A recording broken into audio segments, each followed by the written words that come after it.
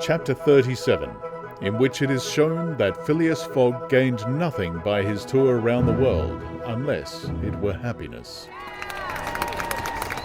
Yes, Phileas Fogg in person.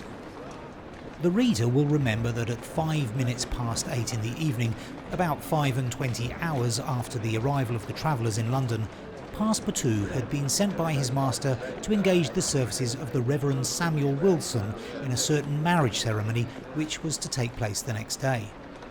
Passepartout went on his errand enchanted. He soon reached the clergyman's house but found him not at home. Passepartout waited a good 20 minutes, and when he left the reverend gentleman, it was 35 minutes past 8. But in what a state he was, with his hair in disorder and without his hat. He ran along the streets as never man was seen to run before, overturning passers-by, rushing over the sidewalk like a waterspout. In 3 minutes he was in Savile Row again and staggered back into Mr. Fogg's room. He could not speak. "What is the matter?" asked Mr. Fogg. My master," gasped Passepartout. "Marriage impossible." "Impossible?" "Impossible for tomorrow." "Why so?" "Because tomorrow is Sunday." "Monday," replied Mr. Fogg. No. Today is Saturday." "Saturday? Impossible." Yes, cried Passepartout. "You have made a mistake of one day. We arrived 24 hours ahead of time, but there are only 10 minutes left." Passepartout had seized his master by the collar and was dragging him along with irresistible force. Phileas Fogg, thus kidnapped, without having time to think, left his house, jumped into a cab, promised £100 to the cabman, and having run over 2 dogs and overturned 5 carriages, reached the Reform Club. The clock indicated 9:15 when he appeared in the great saloon. Phileas Fogg had accomplished the journey round the world in 80 days. Phileas Fogg had won his wager of £20,000. How was it that a man so exact and fastidious could have made this error of a day? How came he to think that when he arrived in London on Saturday the 21st of December, when it was really Friday the 20th, the 79th day only from his departure? The cause of the error is very simple. Phileas Fogg had, without suspecting it, gained 1 day on his journey, and this merely because he had travelled constantly eastward. He would, on the contrary, have lost a day had he gone in the opposite direction, that is, westward. In journeying eastward, he had gone towards the sun, and the days therefore diminished for him as many times 4 minutes as he crossed degrees in this direction. There are 360 degrees on the circumference of the earth, and these 360 degrees multiplied by 4 minutes gives precisely 24 hours. That is the day unconsciously gained. In other words, while Phileas Fogg, going eastward, saw the sun pass the meridian 80 times, his friends in London only saw it pass the meridian 79 times. This is why they awaited him at the Reform Club on Saturday, and not Sunday as Mr. Fogg thought. And Passepartout's famous family watch, which had always kept London time, would have betrayed this fact if it had marked the days as well as the hours and the minutes.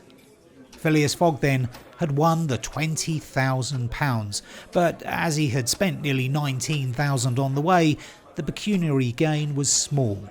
His object was, however, to be victorious and not to win money. He divided the £1,000 that remained between Passepartout and the unfortunate Fix, against whom he cherished no grudge. He deducted, however, from Passepartout's share the cost of the gas, which had burned in his room for 1920 hours, for the sake of regularity. That evening, Mr. Fogg, as tranquil and phlegmatic as ever, said to Aouda, "Is our marriage still agreeable to you?" "Mr. Fogg," replied she, "it is for me to ask that question. You were ruined, but now you are rich again." "Pardon me, madam. My fortune belongs to you. If you had not suggested our marriage, my servant would not have gone to the Reverend Samuel Wilson's. I should not have been apprised of my error, and—" "Dear Mr. Fogg," said the young woman. "Dear Aouda," replied Phileas Fogg. It need not be said that the marriage took place 48 hours after, and that Passepartout, glowing and dazzling, gave the bride away. Had he not saved her? And was he not entitled to this honour? The next day, as soon as it was light, Passepartout rapped vigorously at his master's door. Mr. Fogg opened it and asked, "What's the matter, Passepartout?" What is it, sir? Why, I've just this instant found out... What? That we might have made the tour of the world in only 78 days. No doubt, returned Mr. Fogg, by not crossing India. But if I had not crossed India, I should not have saved Ayuda. She would not have been my wife, and... Mr. Fogg quietly shut the door. Phileas Fogg had won his wager and had made his journey around the world in 80 days. To do this, he had employed every means of conveyance: steamers, railways, carriages, yachts, trading vessels, sledges, elephants. The eccentric gentleman had throughout displayed all his marvellous qualities of coolness and exactitude. But what then? What had he really gained by all this trouble? What had he brought back from this long and weary journey? Nothing, say you? Perhaps so. Nothing but a charming woman who, strange as it may appear, made him the happiest of men. Truly, would you not for less than that make the tour around the world?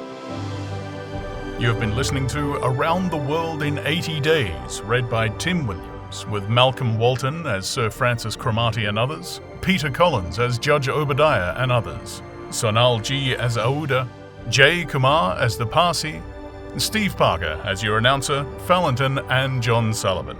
This has been a Steve Parker Audiobooks production. For more content, please visit steveparkeraudiobooks.com or find us on YouTube.